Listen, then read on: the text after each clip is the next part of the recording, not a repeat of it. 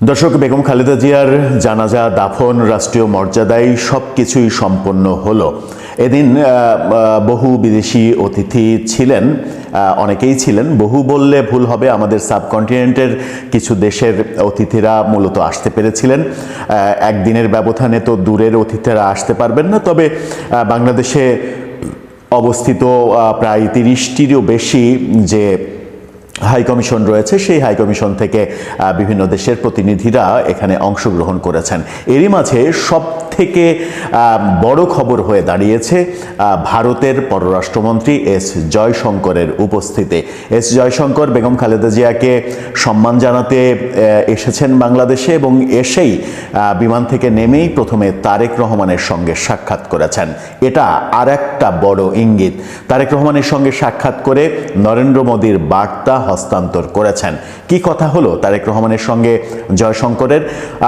জয়শঙ্কর ছুটে এলেন নিজে যখন বিশ্ব দাপিয়ে বেড়ান তিনি, এবং ভারতের সঙ্গে বাংলাদেশের রাজনৈতিক সম্পর্ক যখন একেবারে তলানিতে অবস্থান করছে, তখন জয়শঙ্করের বাংলাদেশে আগমন অনেক বার্তা দেয়। কি বার্তা দেয়? কি হলো? তারেক রহমানের সঙ্গে কি কথা হলো? ভারতীয় গণমাধ্যম কি বলছে? বাংলাদেশের যে ভারতে বাংলাদেশের হাই কমিশন, সেখানে ভারতে বাংলাদেশের রাষ্ট্রদূত যিনি, তিনিই বা কি বলছেন? চলুন একটু জেনে দেখি, বোঝার চেষ্টা করি এই গুরুত্বপূর্ণ ঘটনাটা আরো কত দূর যেতে পারে। থাকবেন দর্শক। বলছিলাম, বেগম খালেদা জিয়ার শেষ বিদায়ে শ্রদ্ধা জানাতে এসেছিলেন এস জয়শঙ্কর, ভারতের পররাষ্ট্রমন্ত্রী। এই খবরটা বাংলাদেশের গণমাধ্যমে যেমন, তেমনি ভারতের গণমাধ্যমেও ফলাও করে প্রচার করা হয়েছে। দ্য টাইমস অফ ইন্ডিয়ার শিরোনামটা দেখলেই বুঝতে পারবেন। তাদের শিরোনামটা দেখুন, সেখানে তারা বলার চেষ্টা করছে যে জয়শঙ্কর তারেক রহমানের সঙ্গে দেখা করেছেন এবং নরেন্দ্র মোদীর চিঠি হস্তান্তর করেছেন। সেখানেই বিস্তারিত খবরে বলা হচ্ছে, বিদেশমন্ত্রী এস জয়শঙ্কর বুধবার ঢাকায় এক সাক্ষাতের সময় বাংলাদেশ জাতীয়তাবাদী দলের ভারপ্রাপ্ত চেয়ারম্যান তারেক রহমানের কাছে প্রধানমন্ত্রী নরেন্দ্র মোদীর একটি ব্যক্তিগত চিঠি হস্তান্তর করেন। ব্যক্তিগত চিঠি কিন্তু। সেখানে তিনি প্রাক্তন প্রধানমন্ত্রী এবং বিএনপি চেয়ারপারসন বেগম খালেদা জিয়ার মৃত্যুতে ভারতের গভীর শোক প্রকাশ করেছেন। প্রবীণ নেতার শেষকৃত্যে ভারতের প্রতিনিধিত্ব করতে জয়শঙ্কর বাংলাদেশের রাজধানীতে পৌঁছানোর কিছুক্ষণ পরেই এই বৈঠক হয়। এক্সে, সামাজিক মাধ্যম এক্সে একটি পোস্টে জয়শঙ্কর বলেছেন, এক্সে জয়শঙ্করের পোস্টটাও দেখে নিতে পারেন। সেই পোস্টে তিনি বলেছেন যে তিনি ঢাকায় অবতরণের পরপরই খালেদা জিয়ার বড় ছেলে তারেক রহমানের সঙ্গে দেখা করেন এবং প্রধানমন্ত্রী নরেন্দ্র মোদীর একটি ব্যক্তিগত চিঠি হস্তান্তর করেন। প্রধানমন্ত্রী নরেন্দ্র মোদী এর একটি ব্যক্তিগত চিঠি যখন হস্তান্তর করেন, ভারত সরকার এবং জনগণের পক্ষ থেকে গভীর সমবেদনাও জানানো হয়। তিনি লিখেছেন, এএনআই এই তথ্য নিশ্চিত করেছে, বার্তা সংস্থা এএনআই। জয়শঙ্কর দুই দেশের সম্পর্কের উপরে খালেদা জিয়ার দীর্ঘমেয়াদী প্রভাবের কথাও তুলে ধরেন। আস্থা প্রকাশ করেছেন যে বেগম খালেদা জিয়ার দৃষ্টিভঙ্গি এবং মূল্যবোধ আমাদের অংশীদারিত্বের উন্নয়নে নেতৃত্ব দেবে। তিনি একই পোস্টে যোগ করেন, ভারতে নিযুক্ত বাংলাদেশের হাই কমিশনার রিয়াজ হামিদুল্লাহ বলেছেন, প্রাক্তন প্রধানমন্ত্রীর মৃত্যুতে বাংলাদেশ যখন শোকাহত, তখন জয়শঙ্কর ভারতীয় জনগণ ও সরকারের প্রতি সমবেদনা জানিয়েছে। তার মানে বাংলাদেশ সরকারও এটাকে পজিটিভলি গ্রহণ করেছে। বাংলাদেশের প্রথম নারী প্রধানমন্ত্রী খালেদা জিয়া দীর্ঘ অসুস্থতার পর 80 বছর বয়সে মঙ্গলবার মারা যান। কয়েক দশক ধরে বাংলাদেশের রাজনীতিতে প্রভাবশালী ব্যক্তিত্ব হিসেবে তিনি 3 বার প্রধানমন্ত্রী হিসেবে দায়িত্ব পালন করেছেন।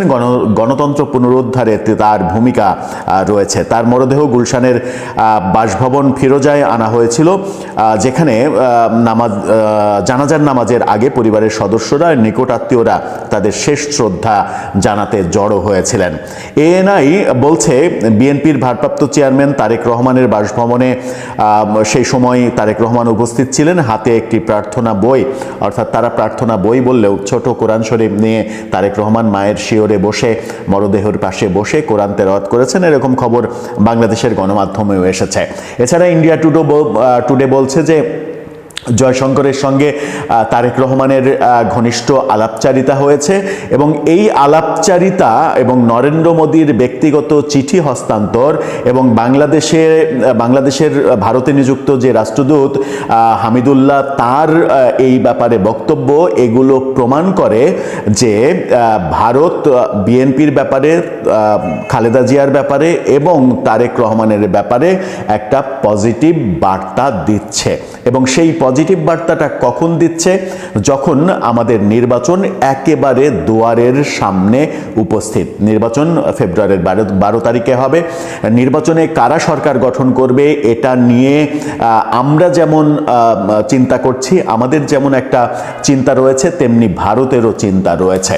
অনেকে এরকমটাও বলার চেষ্টা করেন যে তারেক রহমান ফিরেছেন নিশ্চিত করেই ভারতের সঙ্গে একটা মৌখিক সমঝোতা হয়েছে যে বাংলাদেশে যে ভারত বিদ্বেষী রাজনীতির ডালপালা মেলে মানে বেড়ে চলেছে যেভাবে, সেই ডালপালা বেড়ে চলার সহায়ক শক্তি হয়তো বিএনপি হবে না। ভারত বিদ্বেষী মনোভাব, ভারত বিরোধী রাজনীতি এগুলো বিএনপি করবে না।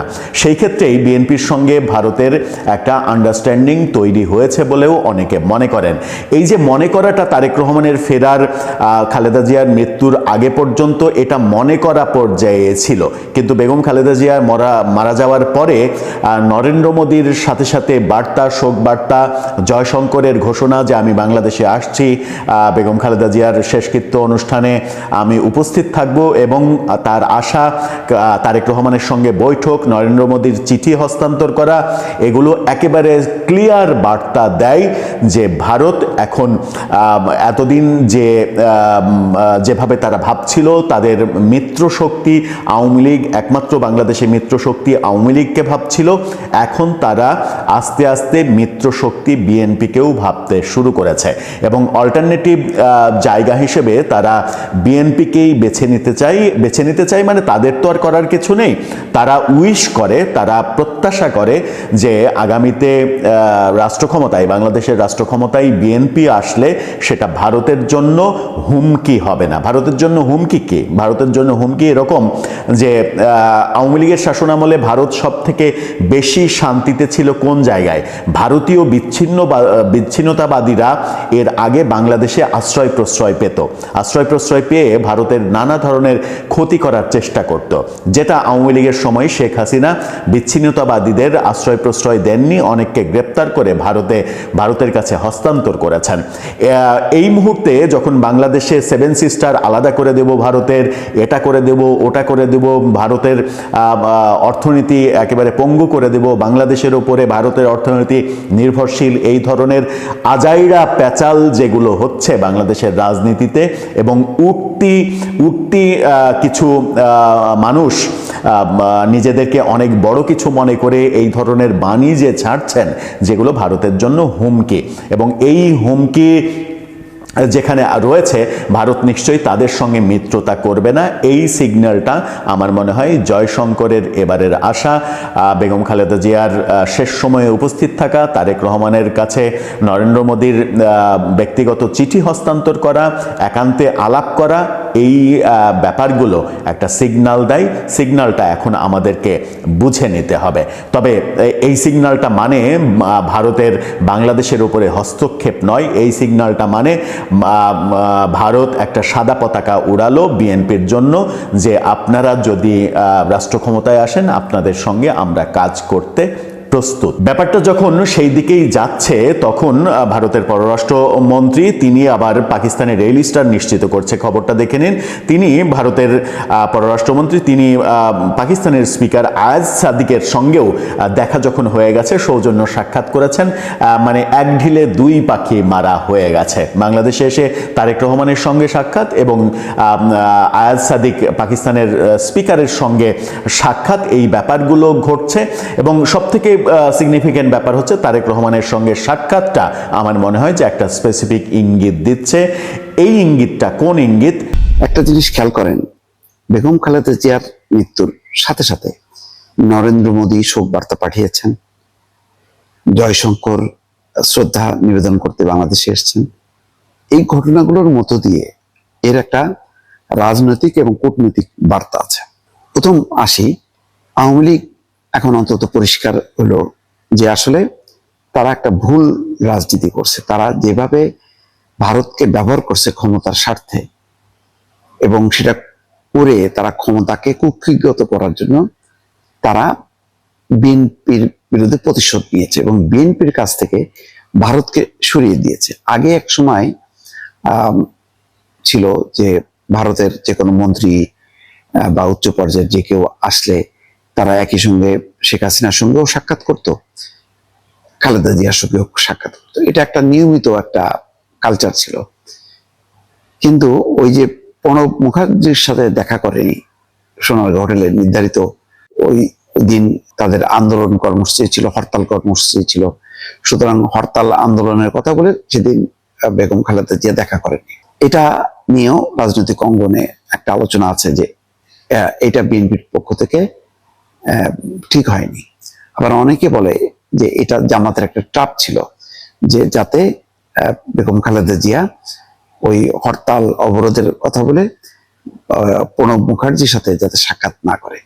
কারণ তখন পর্যন্ত যেটা ছিল যে একটা ভারত বিরোধী একটা প্রবল একটা পরিস্থিতি তৈরি করে রাখা, সেটা বিএনপির জন্য কোনো মঙ্গল ছিল না। কিন্তু দক্ষিণপন্থী রাজনীতি যারা করে, ভারত বিরোধিতাই যাদের একমাত্র সম্বল, তাদের জন্য এটা গুরুত্বপূর্ণ ছিল।